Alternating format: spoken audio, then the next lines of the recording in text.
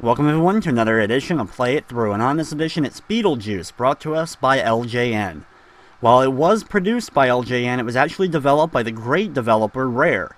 However, this is not one of their best titles for sure. Beetlejuice is based on the 1988 dark comedy starring Michael Keaton.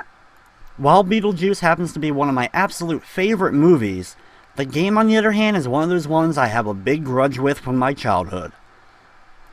In simple terms, the plot involves a young couple who end up dying and become ghosts, and they're trying to get their house back from a new family that moved in, and they have to scare them in order to get rid of them, of course. They end up getting a bioexorcist known as Beetlejuice to come in and try to help them out. But his whole goal ends up becoming more about marrying the daughter of the family and end up getting back to the world of the living. But trust me, even if you've never seen the movie, really none of that has to do with this game for sure. So anyway, here we go with Beetlejuice for the NES. Beetlejuice is a pretty average action platformer, but it does bring a few new things. It's just really the controls and some of the hit detection that's a little bit off at times that causes this game to be a headache.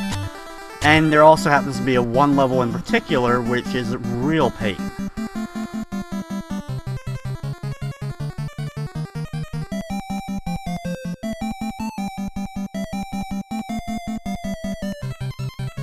As we begin the first level, work your way over to the right and grab the key.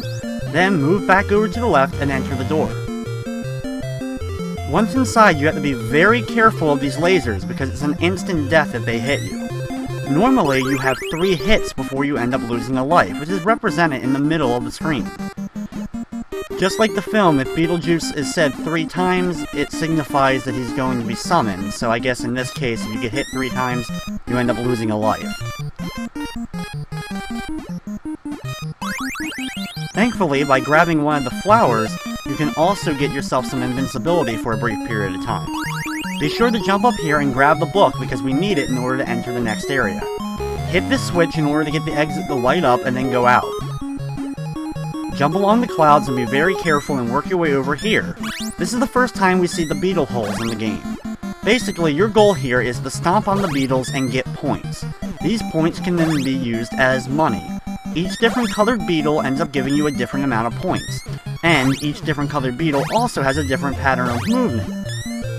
Spend a few minutes here and definitely gain yourself a good amount of points so we can start off. We'll have to get more later on, but this is a great opportunity and a pretty easy area to hang out at in order to get some early points. Also, the first shop is located right inside that door of that house. At the shop, you can buy some extra lives, but more importantly, you can buy the different types of masks that Beetlejuice can use. Now, I say they're masked, but what they really are is, if you remember from the film, Beetlejuice has the ability to kind of distort his head in different ways in order to do different scares. So you can buy these different scares and then use them in order to take out enemies. For the most part, they all kind of work the same, basically, that they all have a fireball. It's just the more expensive ones usually have more fireballs that they can shoot out before you end up losing the ability. But there are a few with a couple unique abilities, including being able to jump higher. I'll probably showcase at least a few of these different scares, however, there's only a couple of them that you really should buy in order to take out some of the later enemies. If you pause the game, you can select what different types of masks you want to use. For example, I'm going to use the skeleton run right here, in which case you can see I turn into a full-blown skeleton, and this also allows me to shoot out fireballs to take out certain enemies. When I make it over here, enter the garage and it's time for the first boss battle. Just run over to him and shoot him 3 times with whatever form you choose to use, and you can take him out quite easily. Next up, we move on to the next level, which takes place in the sewer system. This is a pretty unique level, and you start off by having to use a boat in order to get across. You'll have a few different opportunities to jump off the boat, however your main goal is going to be going all the way over to the left. Going inside here will give you a different shop. Every time you enter the shops though, they're always going to have different items. I highly recommend buying some of the 2-headed masks early on if you can. The 2-headed ones give us a good amount of fire shots. Once you run out of it though, switch to another one and keep shooting at this octopus type enemy that's up here. After you take him out, jump up to the top of it, and you'll get an extra life, as well as you'll get to a couple more beetle holes. However, we really don't need to collect the beetles here, so we'll just drop back down to the ship and continue on to the left.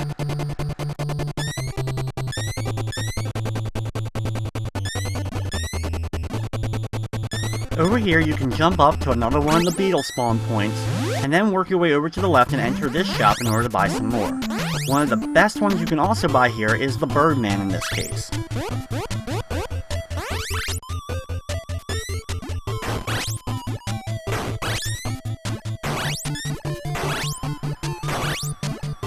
Keep jumping up and then take out the enemy and then work up to the platform where he was. Be very careful of these bugs. You won't be able to actually take them out with your fire since it'll go over them.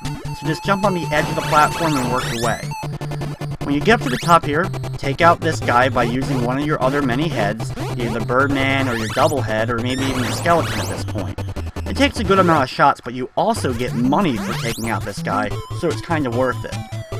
By doing so, we were able to go to that shop and afford ourselves another one of the ogre hats.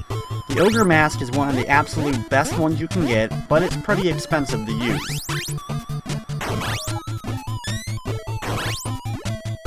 As you can see, the most expensive thing in the shop is the extra lives. However, the snake mask as well as the spook sheet are two of the other most expensive ones.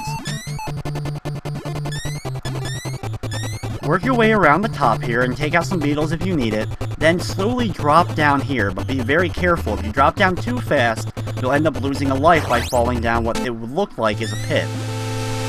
Like I said, the controls in this game as well as some of the other things make this game a little bit unfriendly to you. Over here, watch out for the frogs, and once again take out another one of those weird squid type enemies that are in the gate.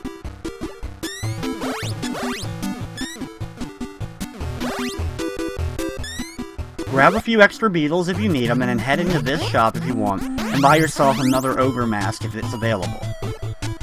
I bought two here because they're definitely one of the more effective ones to use, and they're not as expensive as some of the others. Up here, enter this door for the next boss battle. Just like before, get up close and just fire at him a couple of times. If he kicks a football at you, just jump over it and then continue firing. Very, very simple to take him out.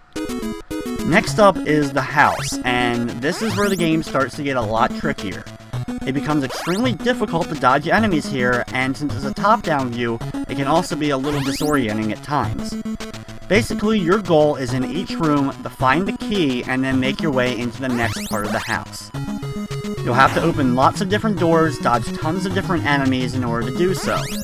You're not able to use your shop at all or use any of your scares, so it can be rather tricky at times, but you do get a few extra weapons.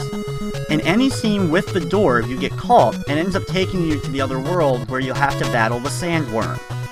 While this battle is actually pretty impossible with any of the other masks, there is a one scare that can kill him instantly.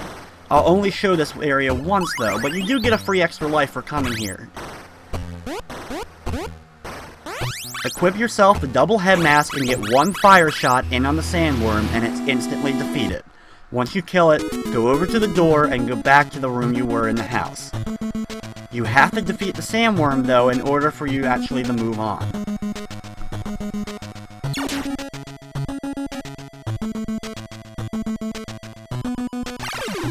Also, while traveling through these rooms, you'll meet the different family members of the Dietzes. But you have to actually find an item that's located in the room as well in order to use it on them, and they'll open up a passageway for you.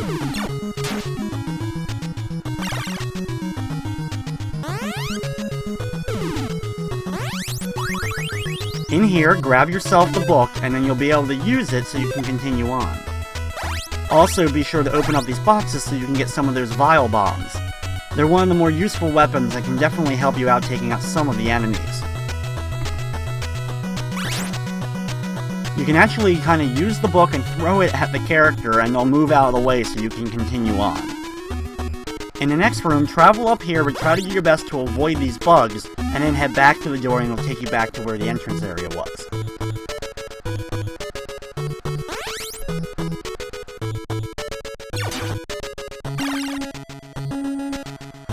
In here, grab yourself the hammer. This hammer can be definitely used to take out a few of the enemies here, but be very careful of the door that's going to be floating by trying to take you back to the sandworm area. Take out a certain amount of the enemies and you'll get yourself another one of the keys so you can continue on. Take the right door here so you'll actually move on to the next area. The moving areas where the screen is scrolling are definitely the hardest, and if you take the wrong path, you'll end up getting squashed for sure.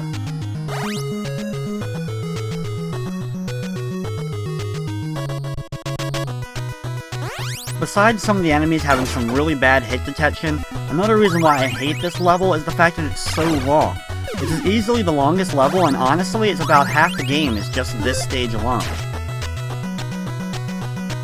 Going up here will get you a roll of toilet paper, which I think is the only item that you can get during this area that has no use. At least there's no use that I can find for it. So if you want to pick it up, just drop it before you end up continuing on to the next area.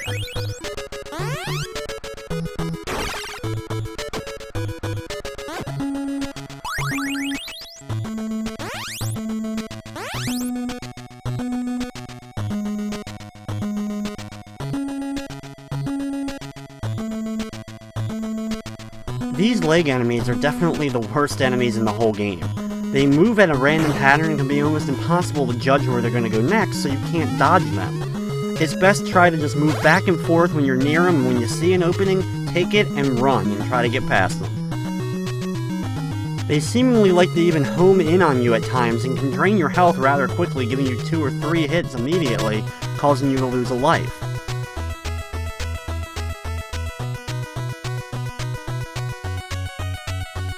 Like I said, just keep running around, and when you see an opening, try to take it and run forward and try to get away from them. Next up, we have another one of these rooms where the whole screen is going to be scrolling. Use your hammer weapon to try to hit the enemies as they're coming towards you as you make your way before you get squashed.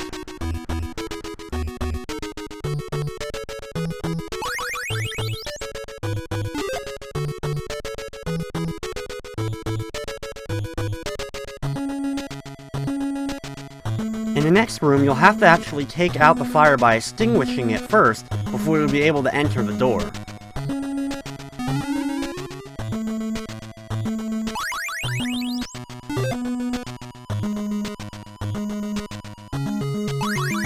Go up here and grab yourself the fly swatter, which we'll greatly need in the next couple of rooms where we have to take on, well, flies.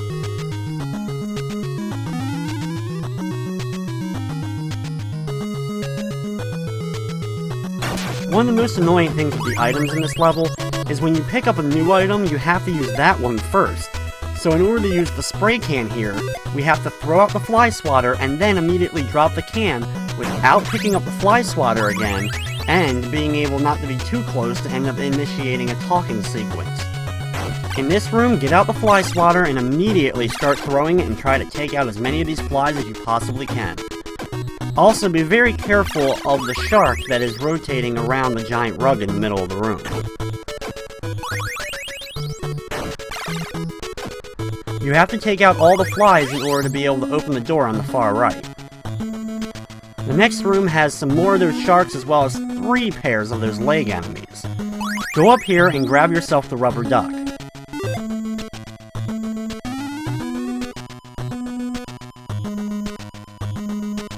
Over here, use the duck so the path will open up and you can move on to the next room where we'll have to deal with some more of those flies.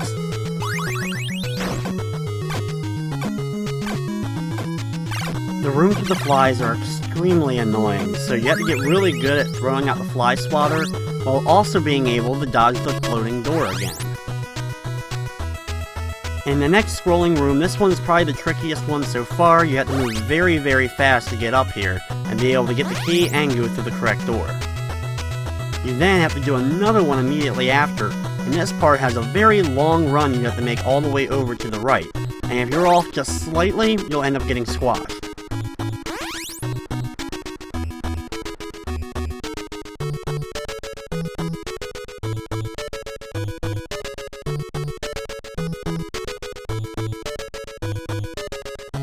Run over here to the bedroom and grab the little mouse that's running around. Then go back to the previous room and use the mouse in order to open up the next path.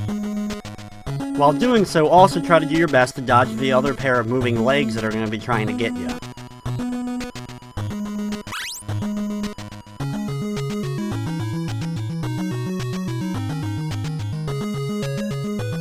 Here is another very hard to get through scrolling room, but thankfully we're almost done with this area. In the next room you have more of the flies, so make sure you have that fly swatter available and start throwing it at them. You must travel through the right rooms so you can get the items that you need in order to be able to get through here. By going into this room, you'll find his ring. He now has the ring that he can use to try to marry Lydia.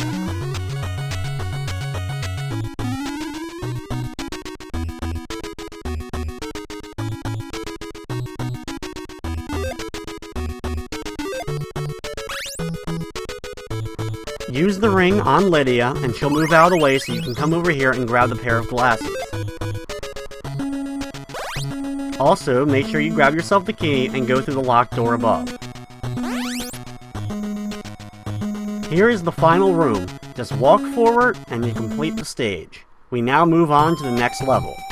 And it's finally back to the typical side-scroller that we've been used to from the first two stages.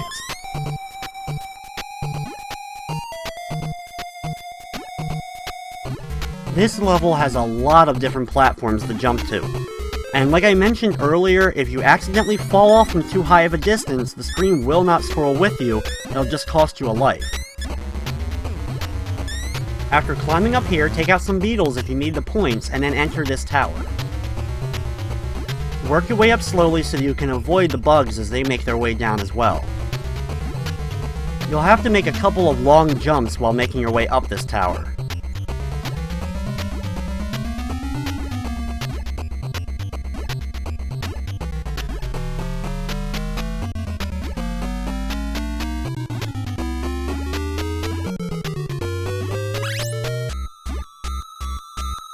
Be sure to grab the box of chalk before continuing on.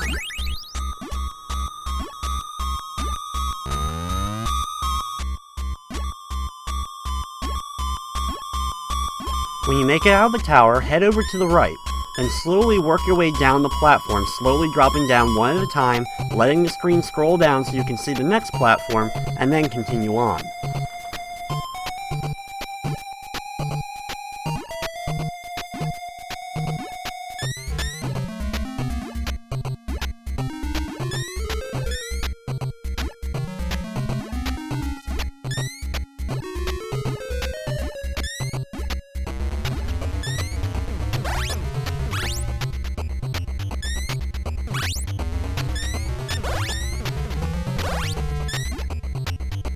Entering this door will take you again to one of the shops. I think this is actually one of the last shops available in the game, so if you need to actually buy anything, do so now. I just so happen to purchase the most expensive of the scares, the snake mask.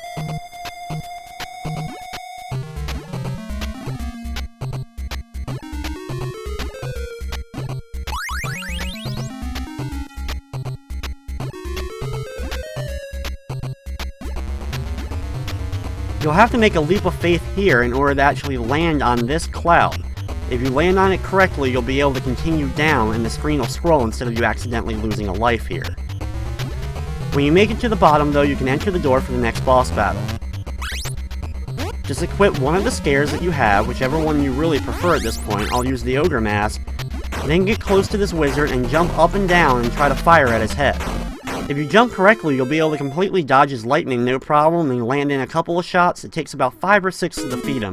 And we move on to the next level, which just so happens to be back inside the house.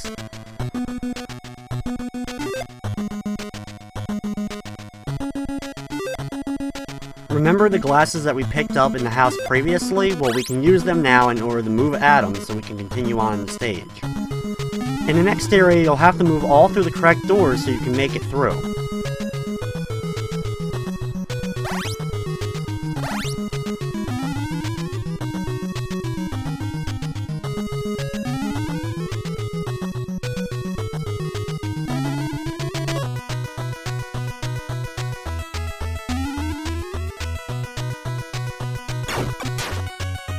Just be sure to do your best to avoid some of the enemies as well as the floating door once again.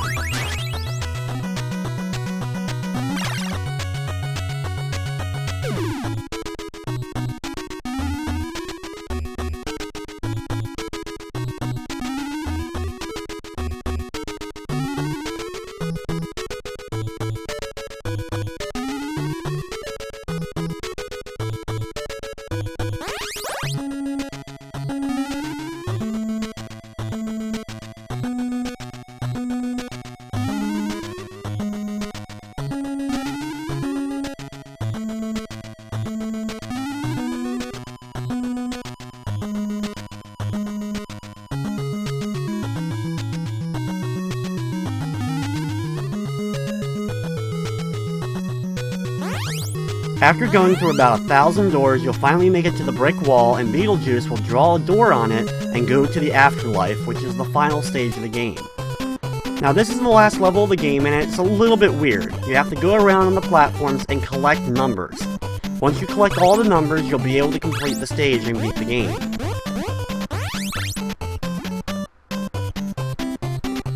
By equipping the long nose mask, this gives you a huge jump, which will definitely help you get past some of the different platforms and be able to collect the numbers a little bit easier.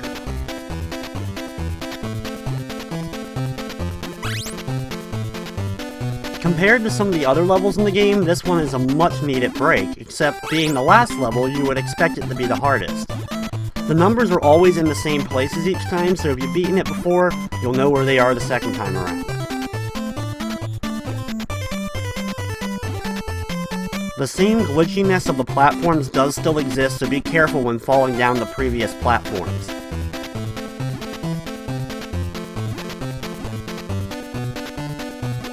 Once you grab the number 5, you now have all the numbers, so just work your way over to the left and then jump up to the clouds above.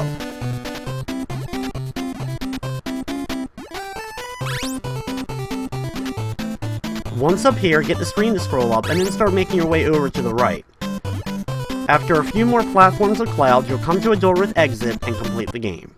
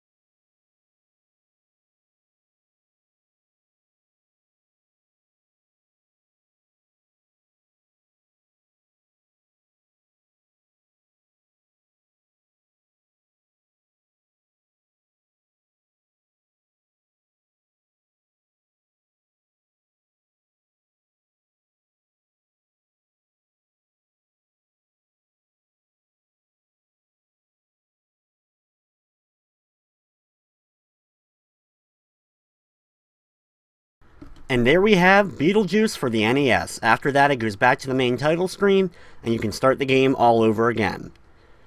While I personally had a lot of problems trying to complete this game with some pretty tricky platforming when I was a kid, I must say after playing it now, there's much, much worse movie adaptations available for the NES, but that's not really saying that this game is that great either. Either way, that's going to wrap up this edition of Play It Through. I'd like to thank you for watching, and of course, I hope you enjoyed.